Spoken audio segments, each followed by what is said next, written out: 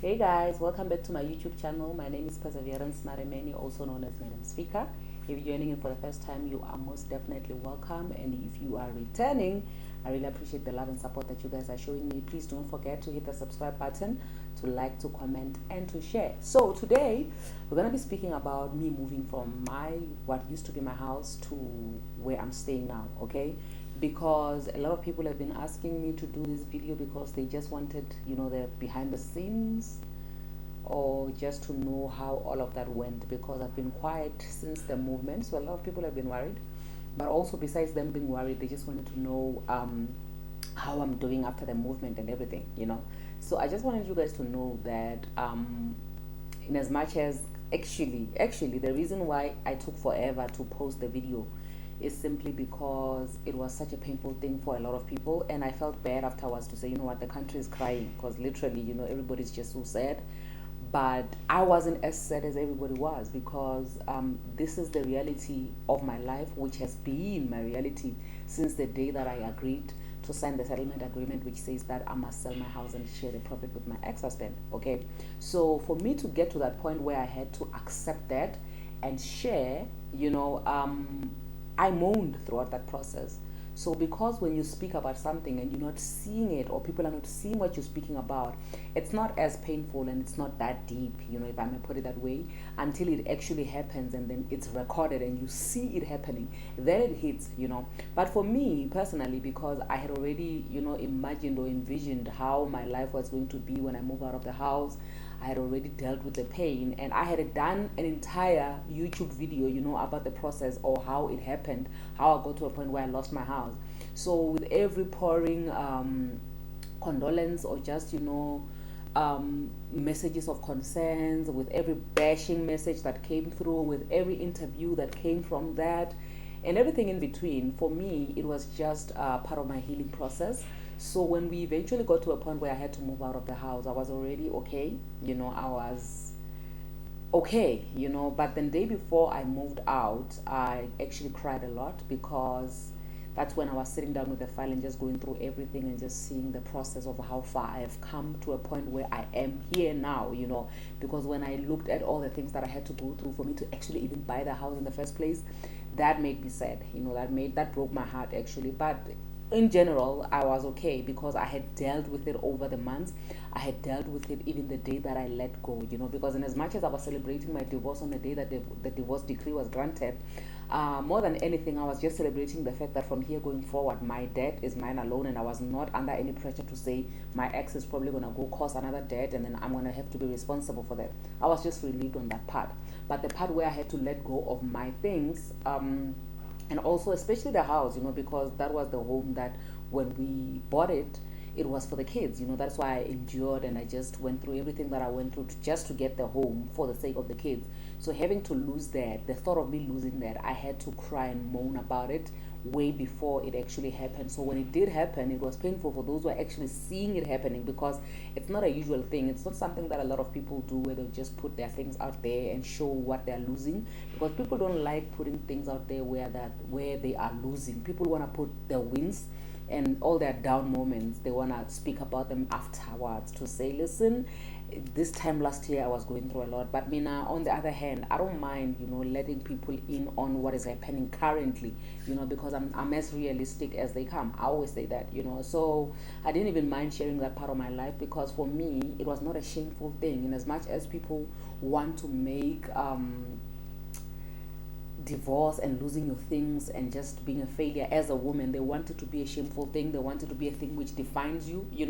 But me being content, and me knowing that, what, I gave it my best shot, I'm where I am now, after I have fought and I have exhausted all my options, I had nothing to be ashamed of, because I knew that I did my best. My best was just not enough, which is one thing that a lot of people don't understand. And I feel like a lot of people are going through things that they don't have to go through, simply because the major uh, what do you call this? The major contributory factor, if I may put it that way, or yeah, the one thing that contributes a lot to people having, mental breakdowns and just not being okay, is having to care what society says, having to care about other people's opinions about what they're going through, having to listen to voices of people who are laughing at them or having opinions about them. So that makes the healing process actually prolong, and then actually it also makes it difficult for people to bounce back, because when you think of bouncing back, you're thinking somebody's making fun of me. When you're thinking of bouncing back, you're thinking somebody is laughing about my situation. But once you overcome that, everything else just falls into place. Everything else just becomes so easy to deal with, as long as you know that the major parts, which is, people and their opinions and what they have to say about everything that is happening in your life, if all of that doesn't matter, now all you focus is just on yourself, and you're just dealing with yourself and just being okay and accepting the reality of your life, which is what I did. Okay, so I'm just going to take you through just the process of us packing and moving. I must say that when we had to move, the people who were helping us move couldn't believe the amount of stuff which was in my house. Like, literally, I could open a catering company because there's everything there, every single thing that you can think of that you need for a mcimbi or something like that, like an event. I have that. Okay, so it was a shock. I was even making a video about it, and I laughed about it to say I literally have everything. I literally have all the necessary equipment that a perfect wife needs to have, like a proper makoti material. I have all of that, but still I failed in my marriage. I just made a joke about that, and the video just went viral on other apps. So, but anyway, with that being said, I'm just going to take you through the process of us packing our lives away and moving into a new home. But it's not, for me, I'm not taking it bad at all. And my biggest problem was actually my kids. I was more worried about my kids than I was about myself, because I'm a big girl. I mean, I knew what I was signing up for when I signed up for divorce, right? But my concern was how my kids are going to take the whole thing, because I don't know how they're going to handle moving into a smaller place, how they're going to handle not being able to move around a lot, not having a full yard to play around, how they're going to handle not seeing their friends and just, being with their friends. It was one thing that really, really was bothering me. And I must say that even now, it's one thing that I'm still cautious of, because I'm not sure how they're going to handle this thing going forward. Okay, but with that being said, so far I'm quite happy with the way my kids are handling everything. My son is actually very excited that he walks to school now, and more than anything, one thing that excites them is that upstairs, there's upstairs and there's downstairs, which is something that we didn't have, even though the place is smaller. But the fact that when they go to the main bedroom, they go up the stairs, that is something which is very exciting for them. And I'm just so thankful that at least there's one thing that they're thankful for, or there's one thing that they're enjoying about this home, and just the scenario of being in a new home. They just love that. So it was just a walk in the park in that regard so far. And I'm not gonna say much, because I don't know how it's going to be in the next year or the next few months, so I can only speak for the now. Currently, as things are standing now, it is actually not a bad thing at all. It's, everybody is just settling in nicely, and they're just taking it well. Oh, the day has begun now. It's gonna be a long day. Moving is always a drag, hey? It is always a drag.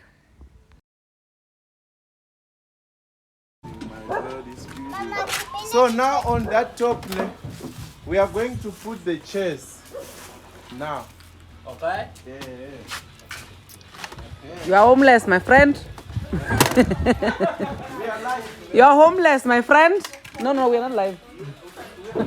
No. You are homeless, my friend. How do you feel? Eh?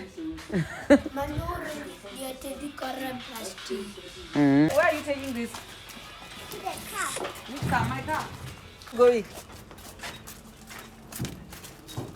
Guys, Let's just put it here. Leave it here for now. Leave it here for now. kubhizi. Riaka mahoro. Ayigubhe. N'wina. Eh? Manyalo hi na nhundzu. Aya, i xilexi movhana wo hetele. Na xigubu vanani a Joni. So I decided to do a little house tour, just to, remind myself. I always say that I love rubbing in the salt to my wound, because now I believe that salt actually makes the wound heal.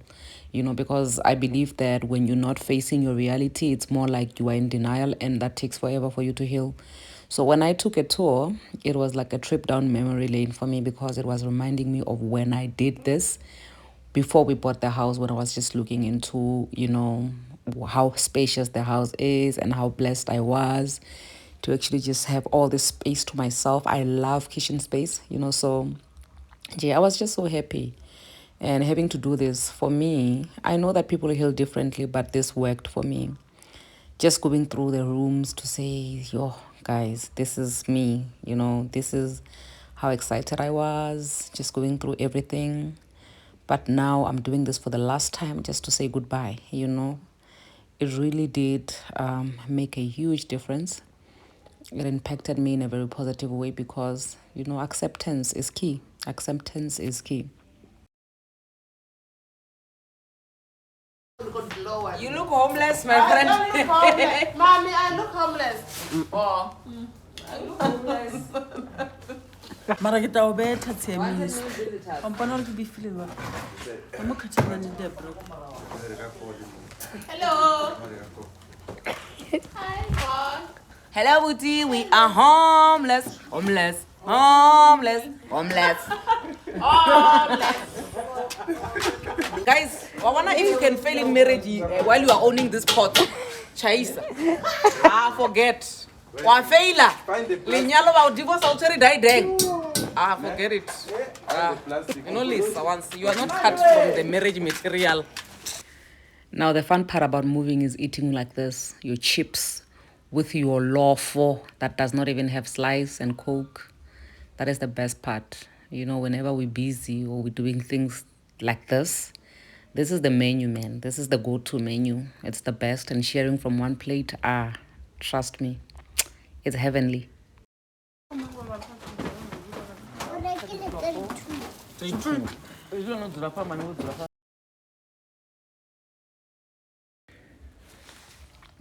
So this part right here, where I get to walk away for the last time and just close the door behind me.